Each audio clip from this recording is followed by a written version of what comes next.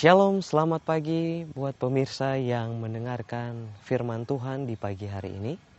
Kita bersyukur kepada Tuhan oleh karena kebaikannya buat kita masing-masing.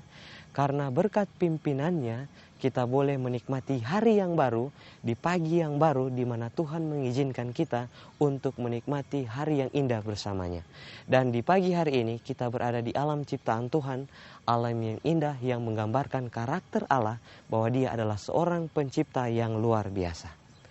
Pada pagi hari ini, firman Tuhan yang akan dibawakan terdapat di dalam Yohanes pasal 8 ayat 1 sampai ayatnya yang ketiga.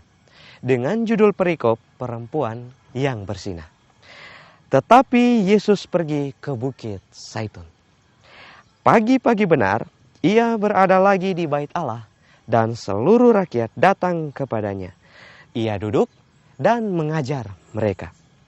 Maka ahli-ahli Taurat dan orang-orang Farisi membawa kepadanya seorang perempuan yang kedapatan berbuat zina.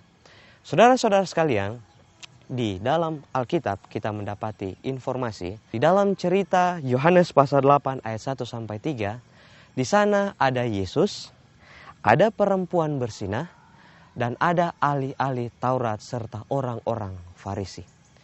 Dari kejadian ini kita bisa mendapati ada kesamaan antara mereka bertiga. Apa kesamaannya? Berdasarkan cerita ini, konteks peristiwa ini terjadi ketika di pagi hari. Itu artinya Yesus, perempuan bersinah, dan ahli-ahli Taurat serta orang Farisi, mereka memiliki kesamaan yang sama. Sama-sama mereka bangun pagi. Kenapa? Karena peristiwa ini terjadi di pagi hari. Itu artinya mereka memiliki kesamaan, yakni sama-sama mereka bangun pagi. Yesus bangun pagi, perempuan bersinah bangun pagi, ahli Taurat dan orang Farisi mereka bangun pagi. Tapi adakah yang membedakan mereka? Yang pastinya ada. Kenapa? Karena aktivitas mereka ketika mereka bangun pagi, itulah yang membedakan mereka. Yesus ketika dia bangun pagi, yang dia lakukan adalah dia pergi ke Bukit Zaitun. Lalu setelah itu dia berada di bait Allah. Apa yang dia lakukan di Bukit Zaitun? Dia pergi berdoa. Setelah dia berdoa, dia belajar firman Tuhan dan mengajar orang banyak. Bagaimana dengan perempuan yang bersinah? Pastinya ketika dia bangun pagi, yang dia lakukan adalah berbuat sinah. Lalu kalau orang Farisi dan ahli Taurat bagaimana?